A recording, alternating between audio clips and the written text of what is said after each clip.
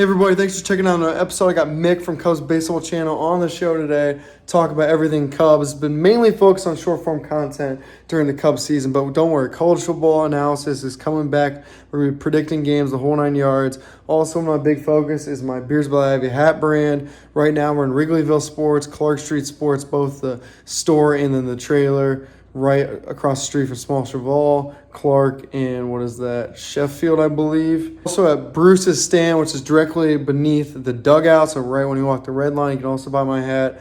And of course, my actual shop, shop.beersbytheivy.com, and then now on TikTok. All right, so these are kind of what they look like. Well, these are what they look like. Super cool. I got a few different versions. Netted back, Richardson 112, 47 cleanup, even bringing in blue now. We put these in stores at Clark Street Sports today, so we're seeing the blue cells, and of course I have the Kelly Green. That's also at Bruce's stand, all my shops, and Wrigleyville Sports. All right, let's jump into it, guys. Appreciate the time. Thanks for listening to me. Hey, everybody, welcome back to another episode of Beers by the Ivy. Back on the pod, we got Mick from Cubs Baseball Channel. If you're not following Mick on YouTube, check him out. In my opinion, the best and my favorite YouTuber, Cubs Baseball Channel. Mick, what's going on? Hey, thanks, man. Yeah, when we're recording this, a little bit down about the season. Yeah, just the Brewers just smashed us in the first game of the 5 game series, and I was in Wrigley this morning, checking in a couple stores that sell my Beers by the Ivy hats, and the crowd. I mean, it was pretty electric down there, and there's definitely Brewers fans, but you could hear the Cubs fans booing and the Brewers fans cheering through the TV. I couldn't even imagine the radio. I'm sure it's even worse. Yeah, well, I mean, look, they're hot. I mean, like really hot, Milwaukee. I just still think they're the '01 Mariners, right? Like without Randy Johnson and Ken Griffey, like they'll be out in the first round, second round. I just don't think they'll be in the World Series or anything. But right now, I mean, everything's clicking. They're confident. They've got a lot of these homegrown guys. They've made great trades. Um, They're but just smart. They're smart. it's frustrating. Yeah, They're yeah. just smart. Like they don't ever beat themselves, and they don't do it in the front office or on the field. No. And I love Brewers fans are officially on my TikTok now, and they love it. I mean, they love beating the Cubs. They love sending me the L flag, and they should. I'm from Indianapolis, and I love beating the Knicks. I'm a Pacers fan. It's the Right. little brother, big brother. But I mean, the first question I got to ask you is like, who should play for the Cubs? I mean, who should like be in the starting lineup? Who should Well, be I on the mean, field? yeah, yeah. Look, I mean, as we're talking, um, Kyle Tucker is in an absolute horrendous slump, right? And it's not the results, it's just everything, it's just everything that's like he's grounding out every at bat. He looks terrible. He didn't run out a ball the other day, like I mean, okay, like I get it, man. It's a frustrating game. Maybe he's hurt, something like that, but um I thought Owen Casey could come in and provide a spark. I love competition, Me too. and I love it when you see somebody there to take your job because you're going to step it up. That's in any profession, and that's what most of us deal with on a daily basis. You got to perform every day. Baseball, it isn't like that because of these contracts. We got Ian Happ, left field. Doesn't matter whether he's playing well or not, he's going to play left field, right? Because he's got the contract and the no trade clause. And it feels like that's kind of the case for a lot of teams with a lot of players. And when guys aren't performing, we're just going to kind of live with it. And I think that's where we are right now. I don't think that the season is over or anything like that. I mean, sometimes you go through these things and you're better when you get through it. But who should play? The guys that are performing. Matt Shaw and Nico. I'd mix Pete's starting to swing it. Hollywood Pete doing his thing a little bit now. Isn't back to what he was doing before, but Saya's got on base some. I just think that the guys that perform should play. The guys that are doing their best are playing their best should be the ones you put in the lineup, not necessarily the guy that got the best contract or did the best last month or did the best last year, and I think that's kind of how things work out. I was disappointed that we didn't see Owen Casey start at least one of the games against the Pirates. Right. I know. Well, Craig Counsell came out and pretty much said we just need, there's a certain line that you have to reach to be able to play. And I'm Yeah, just like, get well, out of here. what has Hap done to reach that line? Tucker's been so cold. PCA's even been cold himself. But Casey, I'm watching every single at bat because I'm cutting up his content. And they just love throwing that guy off speed pitches and pitches out of the zone. And he had Yeah, bases loaded today. He had the chance to be the hero. I know. And I was like, Owen, do not swing. It's going out of the zone. But you live and you learn. He did get that big hit, which is cool. Got his first hit. Yeah, he His missed that family was, opportunity. Swung at ball four. yeah, Yeah, and that's part of it. I mean, like that's part of getting through the nerves. right. I He's mean, going to have a lot of big hits. He's the future, one of them. I mean, he'll looks good in the he'll be jersey. there. He's going to be a great player long term. I really believe in him, but he's going to strike out a lot too. Yeah, Um, 100%. But I that's like just how the he way it's going to looks. He be. looks good in that jersey. He looks long. Like, Right. can you talk like I keep talking about this. I don't even know if I'm accurate because I'm not like a baseball, like you are in terms of like fundamentals of the sport. But like it just seems like his hand speed and how fast he gets through his swing is rather impressive. But are there any elements to his game from a batting standpoint that you think is rather elite compared to some other folks? I'll tell you, I like just the way that the ball jumps off of his bat. Okay. When I saw Pete Crow Armstrong, I was like, man, this guy's got the most amazing wrists. Like just the way he would come through the zone and hit the ball. And with Casey, it's just when he barrels the ball up, great things happen. Like he just has it jumps off the bat, Mm-hmm. and it jumps off the bat in a special way. That's what separates him to me. He gets himself into a lot of bad counts, like power guys do, and then and when he's in a hitter's count, he's dangerous.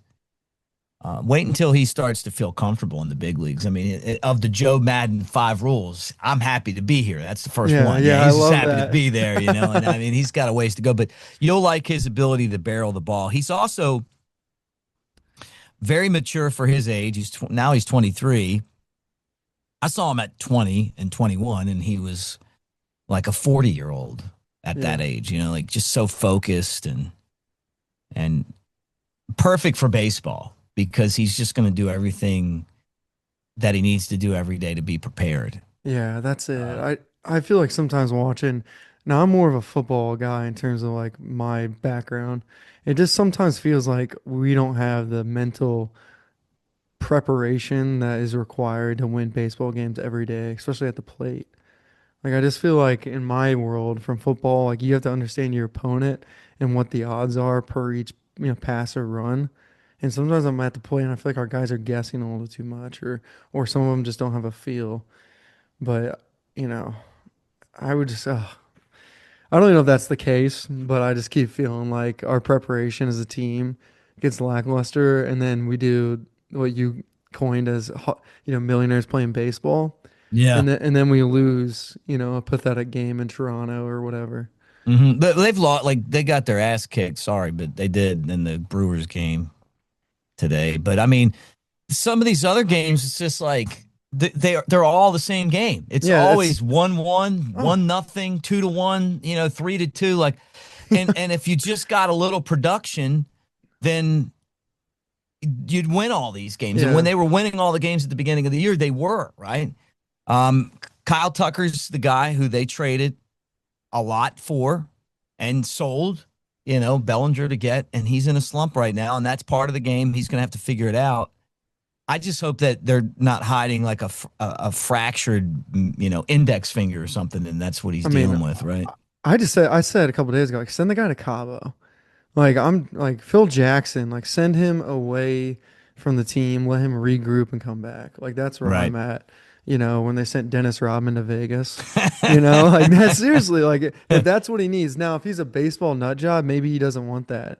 Yeah. But I mean, we can live without him for a couple games. I mean, he had a couple hits last game.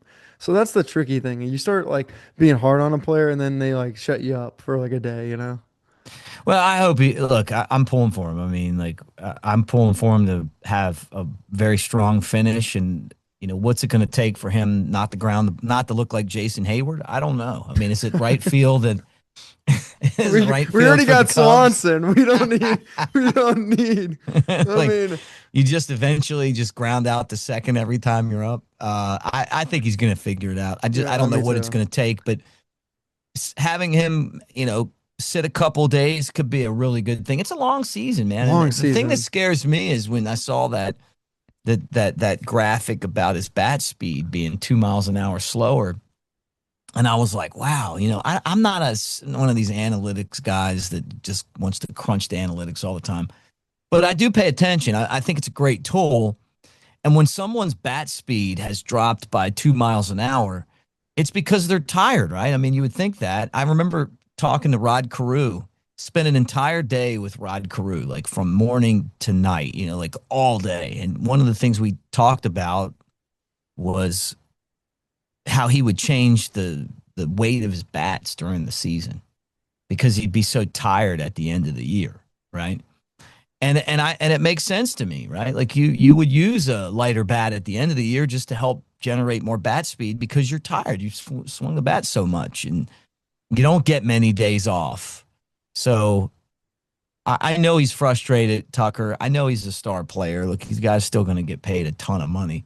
I just hope that he can figure it out soon. But if it was me, I would have probably had Owen Casey playing some of those Pirate games, maybe not played him in the field, DH'd him, and then just kind of showed those guys, look, man, here's another dude. He's young, he's hungry. Let him get in, get some action, and then put in Tucker after literally, like you said, being off 2 or 3 days, or maybe pinch hitting. Yeah, Um, 100%. Like, there's 162 games, right? Like I know that the media would make a big deal. Oh, why isn't Kyle Tucker in there? But you know what? You know why? Because he's not yeah, he's performing, tired. He's injured or right? tired. It's one or the Yeah. other. It's his hand. No, it's his lower body. It's probably No. all of it. But Unless what you we're have gonna some, do, unless right? you But have some what? intel on it. Like, do you Yeah, know right, right. actually? But I'm sorry to interrupt you. But what we're gonna do is this is one thing about Craig I cannot stand is that we're gonna go in there and we're going to basically say that we don't have enough at bats for Moises Ballesteros. There's no playing time here, or there's no playing time for Owen Casey. And I just prefer the Joe Madden approach, Me right? too. Bring him up. Like, Bring them up, man. I do Come that. in, give me your energy, give me your enthusiasm, help jumpstart the team. You're welcome here. You're part of this. Not like, well, you got to get to our bar. Okay, David Ross, we've heard this before. And it was like we wasted that first year of Pete Crow Armstrong because you make these kids so scared that they're, that they don't fit in, that they're forgetting that it's a game, right? This isn't rocket science. We're not trying to split atoms to create a bomb to blow up, city blocks. We're just trying to hit a ball and get on base and go four of them from the one that you stand on at the beginning and get around and score, right? And it's like there's just too much added pressure when you hear your manager say that. Look, there's a spot. We're going to figure out a way to get this guy in. I get that he wants the guys there to feel comfortable, like, hey, my job's not on the line, but your job is on the line in this business, and so is Craig's, and so is Jed Hoyer's, and so is Mick Gillespie's. Like, all of our jobs are on the line if we don't perform the way that we need to on a daily basis, right? Hmm. No, 100%. And you're also managing human beings. Yeah. So maybe, I mean, and as a coach, you got to be a little bit more of a, you got to be a little pastor to you too. You got to be a little like life coach where maybe you know something's going on at somebody's home. All right, go handle that for a day. We're gonna play a young cat. Like, you know what I mean? Like, you got to think Right. a little out of the box here. And I'm making this up. I have no idea what's going on. I'm just saying, like, potentially, I think and love the idea. And I wanted Casey weeks ago to come up, even before the trade deadline. They brought up Bally, which is cool, but I wanted Casey to come up too, just to give the guys a little damn break. Right. Specifically, PCA and Tucker from the All Star game. Yeah.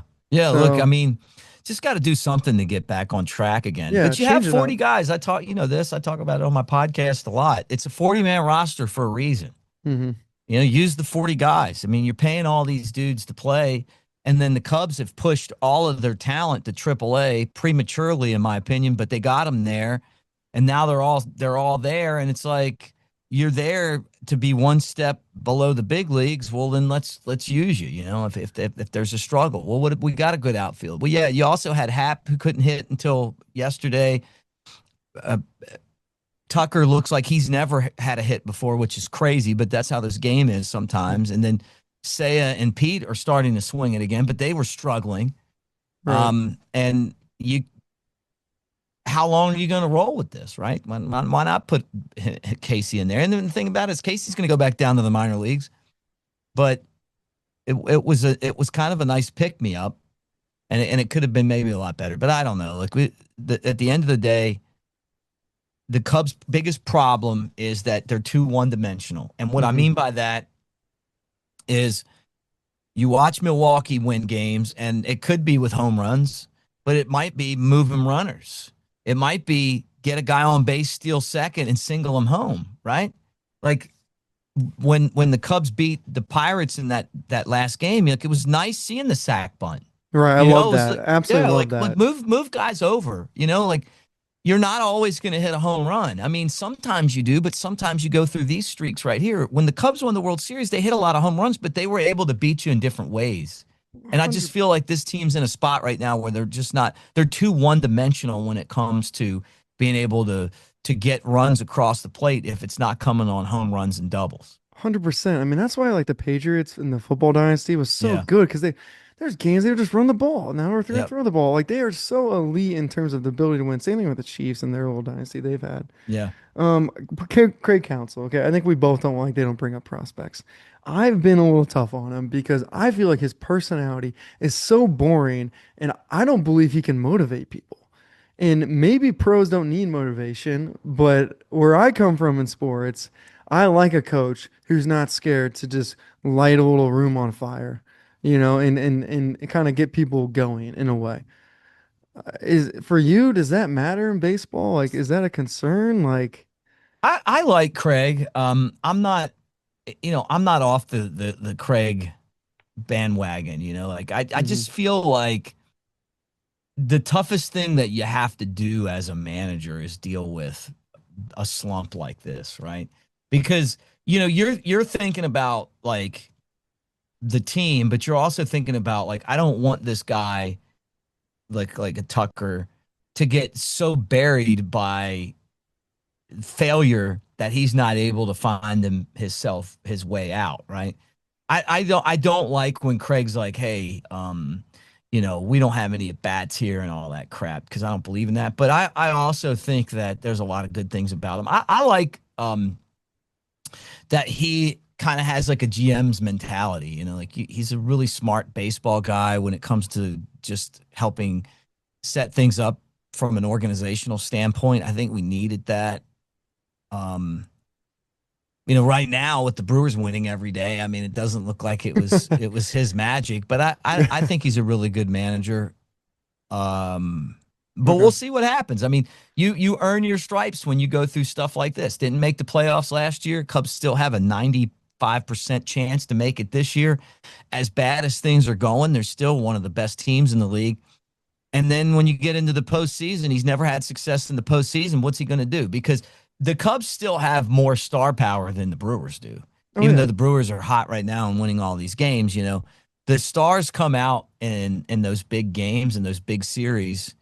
Tucker and even Dansby, who is frustrating sometimes at the plate, but I mean these guys have won World Series Hmm. and they've contributed to that. So that part of it, I feel like we'll see what Craig can do in the postseason. I can't imagine a scenario where the Cubs don't make the playoffs. Now, if they, if can you imagine if they didn't? I mean, that would be a colossal collapse. Well, When you're talking about three wild card spots and really no teams in the National League that you even look at besides the Reds yeah. that are even contending right now. I mean, if they don't, then that Tucker trade's gonna go down to the fact that you give up Cam Smith. Like if Cam Yeah. Smith, Matt Shaw, PCA, and Owen Casey all turn out to be like the stars they probably can be, Yeah. then you're gonna look at you literally had one of the greatest nucleuses that you gave Right. up. Now we do have most of them, um, but still. Yeah, this one's tricky for me, but we also can talk about the fact that sometimes number one seeds get their butts kicked in the playoffs. Right. The Yeah. wild card teams that, get hot at the end and stay hot are the teams like Arizona a couple years ago that do things. So, if we get in the playoffs, like I'm happy. It doesn't really matter the seed. I do want a playoff game at Wrigley because I've never been to a playoff game at Wrigley. Um, They're fun. They're yeah, fun. The World Series was fun. I couldn't even They imagine. I was just in run it. college back then, but I couldn't That's so imagine cool. like being Let me there. say this too, talking about my old buddy and the late legend Ryan Sandberg. Oh yeah. When Rhino was managing the Smokies in '09, and we lost 12 in a row, and Rhino was like, "We're going to be better for this," right? I Right. mean, and he was so driven. He was driven by success, right? And I just hope that that's the mentality that these guys have, right? Because you go through these things and it's like, okay, I'm going through this because I got to go through this because this is, we're just having a bad slump right now. And then when you get out of it, a lot of times you're better for it, Oh, because yeah. you went through it and now you're out of it. You've experienced that and you become a better player and a better ball player. And that's honestly, that's one of the reasons I get frustrated in a way that they do minor league baseball now, where they just push guys through without letting them experience a good slump, like they're not in the league long enough to get slumped, when they're really good players. This team's going to have to figure out as a team how they're going to get through it. And, Tucker's going to miss some. They're going to sit him some, game two, they're going to sit him. And somebody else is going to have to step up. Maybe that's Ian Happ. I've seen Ian Happ as he's the most Jekyll and Hyde player I can ever Yeah. remember, Hot because or cold, man. man, when he's hot, he is just like it, Yeah. it feels like you got Babe Ruth on your team. And then when he's cold, like he'll go a week without like, a hit. I mean, he just walks and strikes out and doesn't put the ball in play very much. And then all of a sudden he hits everything, So maybe he's one of those guys that'll step up. But something's gonna happen. My hope is then and get these guys going again. Maybe it's Pete Crow Armstrong. When Pete hits, they Yeah, always Pete's on. win. Yeah, he's on. Dude, yeah. You were so right on him from the get-go. Thank you. I love playing. He was like the only reason I went to Wrigley last year, other than the fact that Wrigley Field's amazing, just to watch him play because he was Yeah. like he had so much heart. He still has it today. Don't get me wrong, but yeah, that was last year specifically when the team was flat. He was awesome. And I want to bring up Matt Shaw. I mean, I've loved Matt Shaw from spring training. I remember talking to you around that time too, and I love that kid's compete level. And I think he's getting better and better. And obviously his Yeah. numbers are better, but I mean, his third base ability to attack the ball, just every time, I just love watching it. I He's love when been the ball great. goes to third. Oh my God, he Well, just, he's a shortstop playing third, which is, and I wasn't sure if his body was going to hold up for that, his arm, but hmm he's been great. I knew that he would be able to hang in the big leagues because he could play defense and he walks, right? right. But to see him like kind of since the All-Star break be like the best hitter, one of the best Oh, hitters in the yeah. league is just, I mean, crazy. But that's kind of how his whole career's gone. Like where he's struggled a lot in double A because he really didn't play much A ball. And then, kind of just slowly got better. And then all of a sudden just started torching. Triple A was kind of the same way, like slow, slow, slow. And then all of a sudden torched. And now it's like slow, slow, slow. And he's doing really well. I wonder like what like when he gets to where he's going to get to, like where he plateaus, what that looks like. Because for a guy that's not very big, man, he's got a lot of pop. Like it just seems like he's got to put a lot into it, but he Dude, does. yeah, he's got a pop and his arm's a cannon. I mean, his Yeah, feet aren't always positioned like probably perfectly, and he still gets the ball over there. Allegedly, I guess he's like the second fastest guy on the team. Now, I don't know if yeah, Castro's faster than him but nonetheless, I mean, I like him. I like him a lot. That kid just shows up every day too. yeah. I like Castro. I thought that was the one guy they got at the deadline that you're like, man, I wish that they would sign this guy and hmm keep him around, right? I mean, he's a super utility guy, like really good player. And then Shaw too. Shaw's kind of growing into that spot.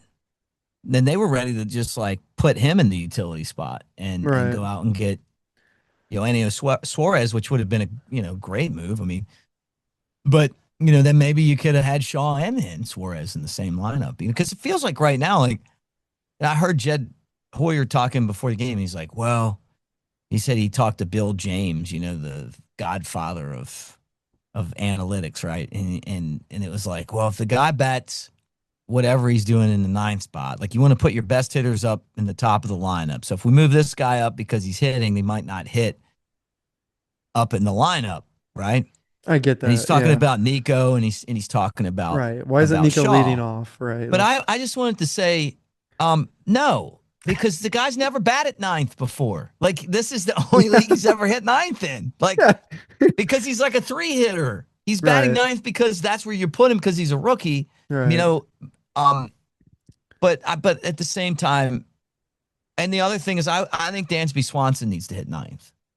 I have no confidence in Dansby. When Dansby does anything at the plate, I'm always like, oh man, okay, like the bobblehead day. I'm like, oh yeah, we got something out of Dansby. I think of you every time he comes up when there's a runner on base because his numbers to bring runs in are horrific. They're terrible at bats too. Like it's like just let's talk about this. But you know what? He runs the bases. He plays great defense. But he's the ninth hitter to me. He's just a guy that if you get something out of him, you're happy. If you don't, just make the plays at shortstop. He gets a hit where he just beats the throw out of him first. Yeah. How about the one where we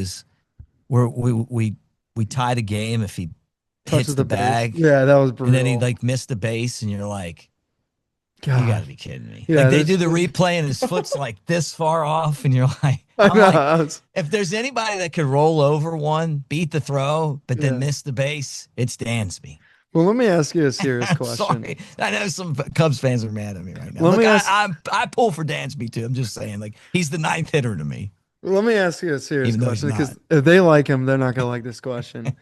Should the rotation be somewhere along the lines of Bush plays first, Castro plays second, Nico plays short, and Shaw plays third? Well, you know what? Is Swanson's defense that good that he has to be out there? Yeah, I think. Well, I've watched Nico play shortstop. He's pretty good at it. Yeah, is he an everyday shortstop? I think he could do it. But I'm not going to discount Dansby at shortstop. Man, Dansby at short, I mean, to me, that's like, okay, he just makes all the plays, and he's so solid. You never have to worry about him at shortstop. But you know what? Maybe I see Nico over there. It's and I changed my mind. The difference is that at least Dansby does hit. He's hit like 16 home runs, right? So I mean, he's got some pop.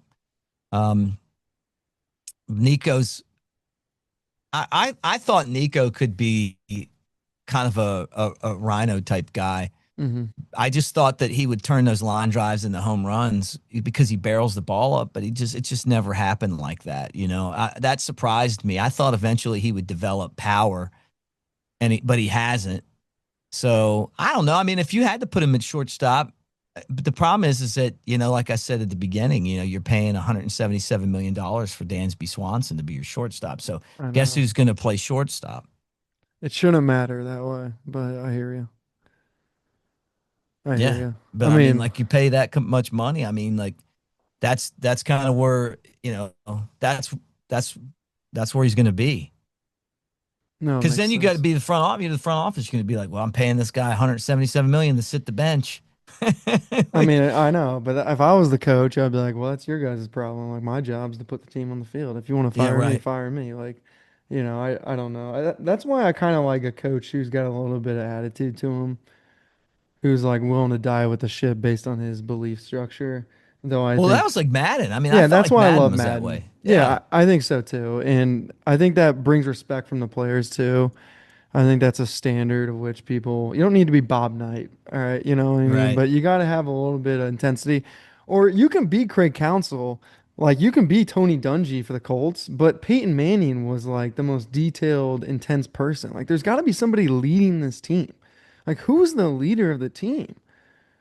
Like we got Justin Turner, who like, helps guys get better. I love that role. Like I think he's Right. doing a pretty good job there. He doesn't play well on the field or the plate, but I think he's coaching people well that I see.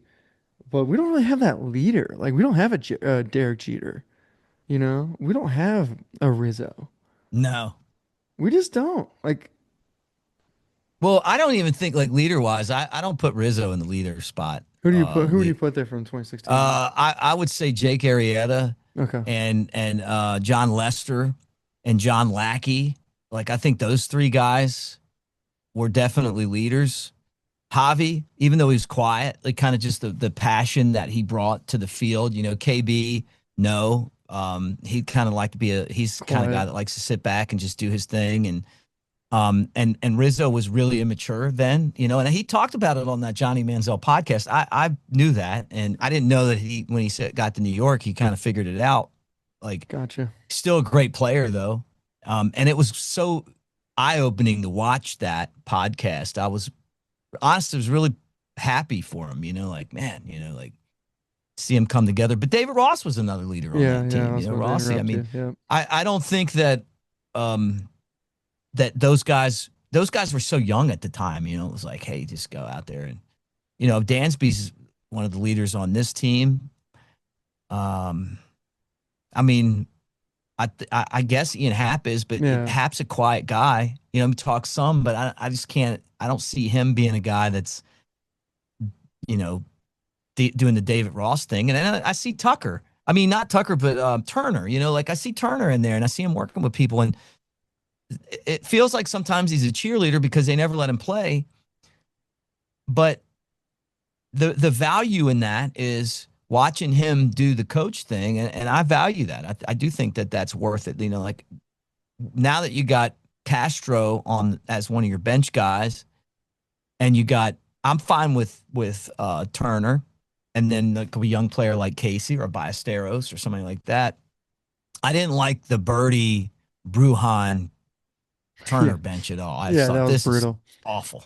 Yeah, I like Turner a lot too. I mean, my favorite teams, some of my hockey teams, they always had this old veteran guy who didn't play a lot, but who's been Right. there and done that. And it's a good gig too. It's like kind of I've already done my part. I'm here to kind of be a coach and maybe take a couple at bats too.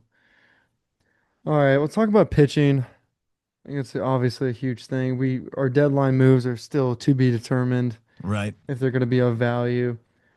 Cade Horton got shelled today, but he also had a blister, so we can probably chalk that up as potentially injury wise is why he gave up a couple of runs there, and that really set our team apart because essentially we went to the bullpen with a third inning or whatever it was. Yeah. I didn't think he But pitched poorly, but when he couldn't locate the throw breaking ball, just lost us that's the kind of game. his juice. Yeah, I mean, how are you feeling about our overall rotation? Are we good enough to? I mean, are we good enough to win the World Series? But are we good enough to compete? That's what I want to know. I think that Boyd's been amazing and Yeah, Imanaga's been amazing, and that when you look at the staff earned run average, it's better than any team in baseball over how long. Cade Horton is the Cade Horton I thought that he was going to be. How many times have I said he's the best prospect I that the like him Cubs a have had lot. since Pryor and Wood, right?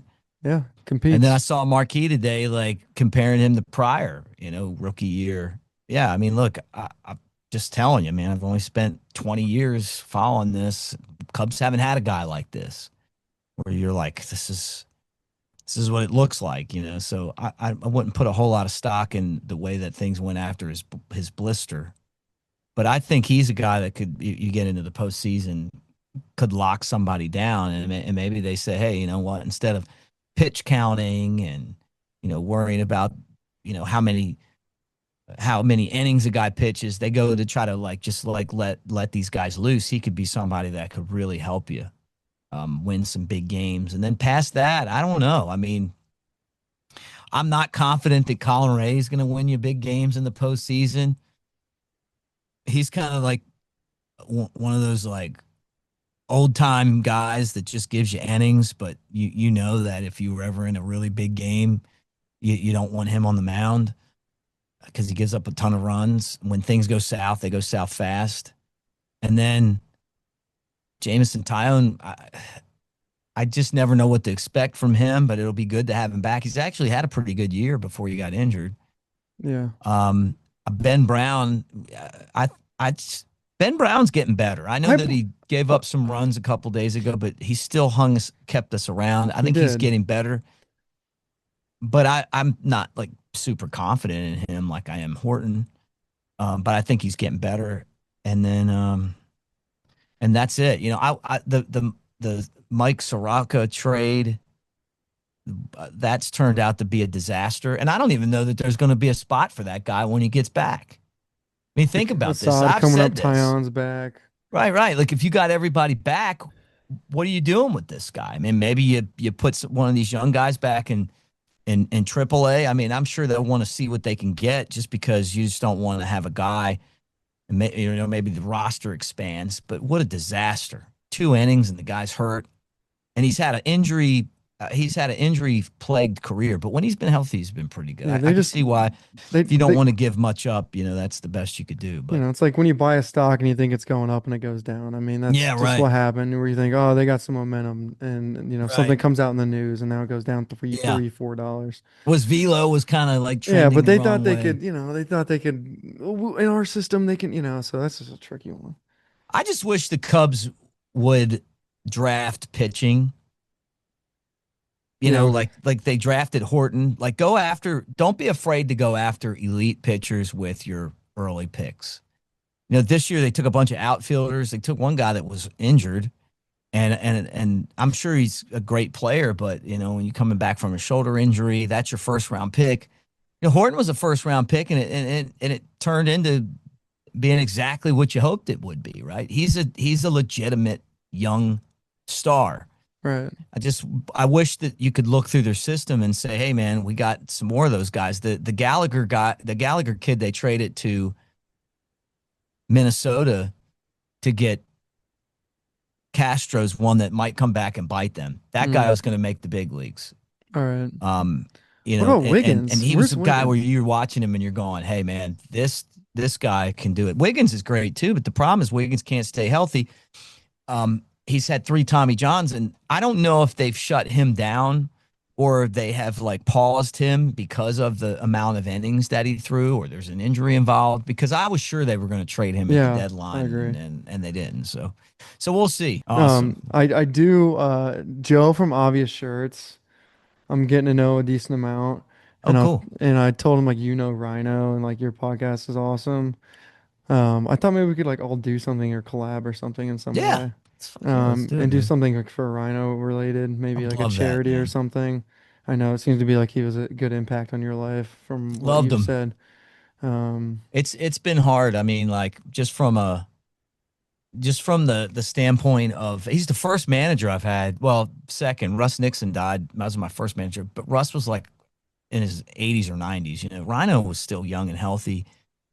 I'd see Rhino at Cubs events, and it was like the minute that we locked eyes, man, it was like your family member. It was like seeing your cousin or your older brother. Like, just I just had such a great friendship with Rhino.